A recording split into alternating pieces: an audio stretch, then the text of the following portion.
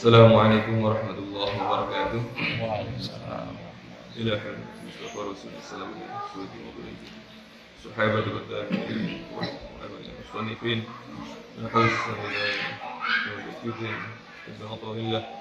wa masyayikhina al-Fatiha. A'udzu billahi minasyaitonir rajim. Bismillahirrahmanirrahim. Alhamdulillahi rabbil alamin arrahmanir rahim maliki yaumiddin. Iyyaka na'budu wa iyyaka nasta'in. Shiratal mustaqim. صراط الذين أنعمت عليهم غير المغضوب عليهم ولا الضالين. Kita lanjutkan bacaan kitab Tajul Arus.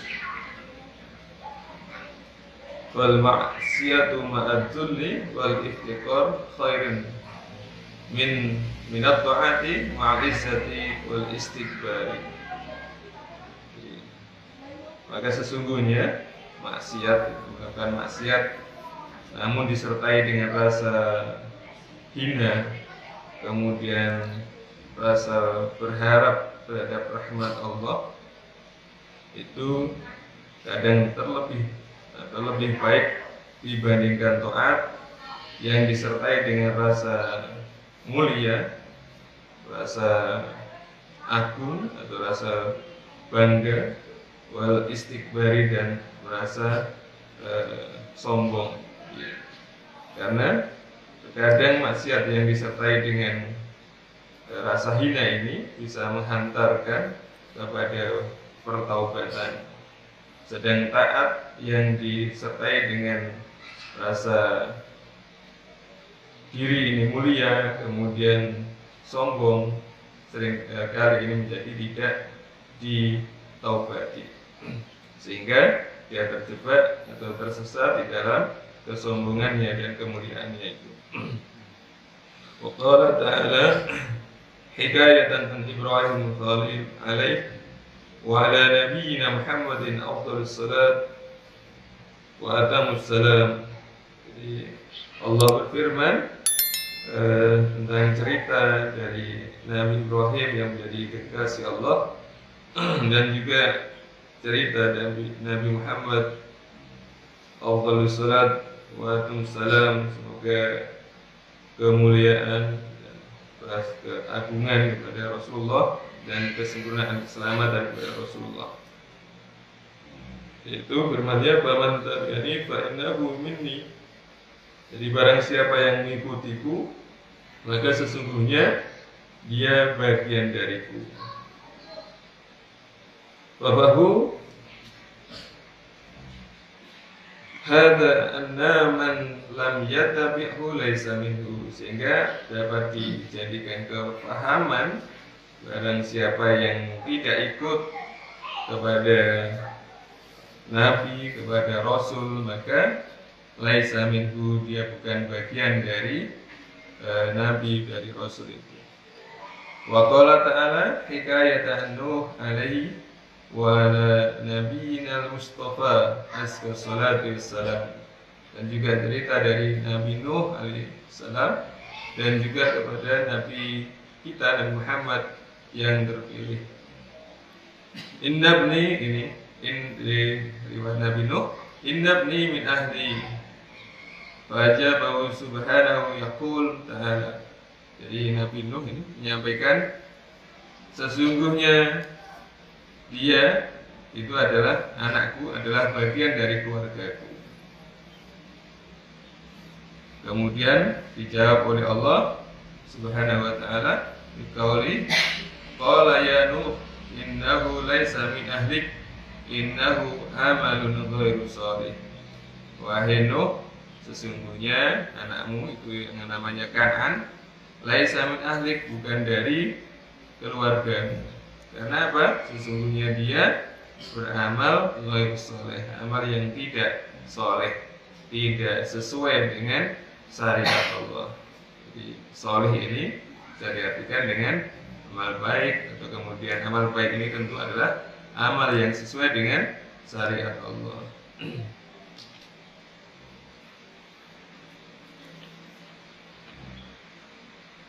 Karena sesungguhnya fal mutaba'atu taj'alu tabi'a ka'annahu juz'un minal madbu Karena sesungguhnya wal mutaba'atu, orang yang diikuti, naj'alu menjadikan at-tabi'a orang yang ikut ka'annahu juz'un minal madbu, ka'annahu seolah-olah dia itu juz'un bagian minal madbu dari orang yang diikuti.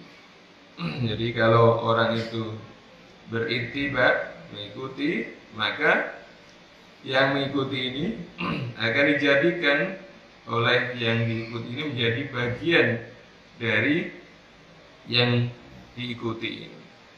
Wa in kana ajnabiyan, walaupun orang itu adalah orang jauh atau bukan keluarga. Salman Al-Farisi, seperti halnya Salman Al-Farisi radhiyallahu anhu, salah satu sahabat Nabi.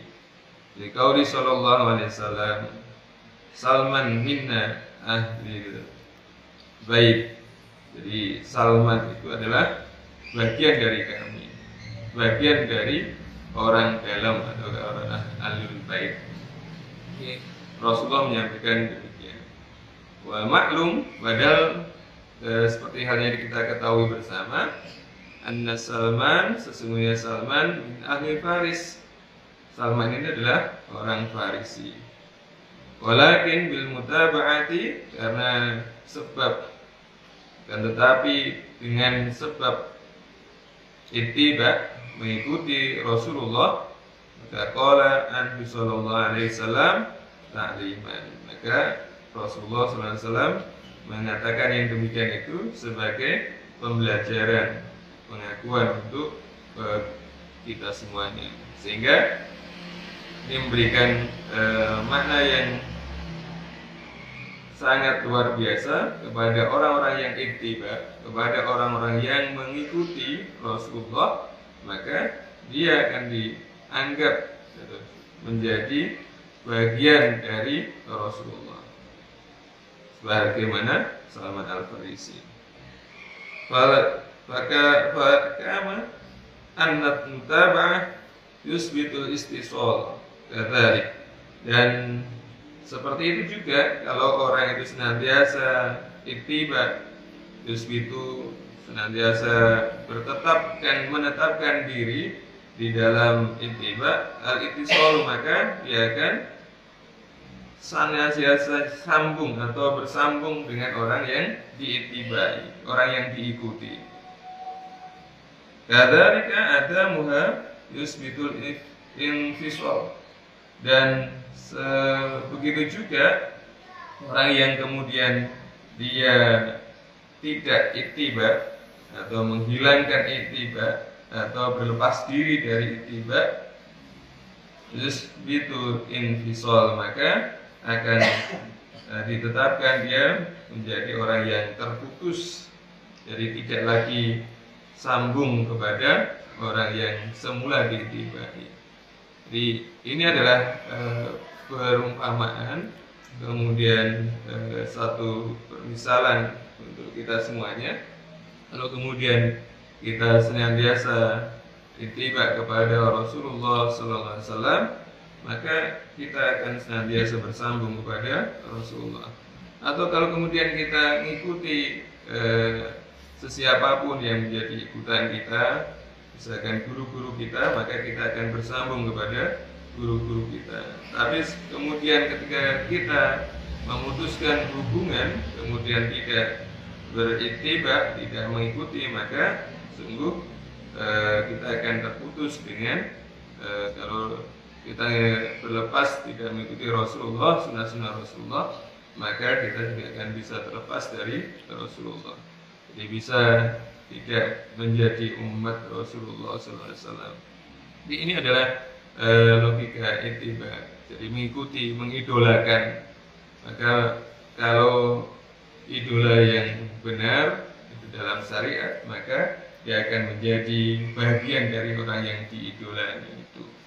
Tapi kalau kemudian kita mengidolakan yang lain, maka belum tentu yang kita idolakan itu mengakui kita sebagai bagiannya. Bahkan seringkali dia tidak tahu kalau kemudian dia diidolakan oleh fansnya. Jadi ini yang membedakan idola atau tiba di dalam ketaatan dan yang sebaliknya. Wallahu a'lam. Assalamualaikum warahmatullahi wabarakatuh.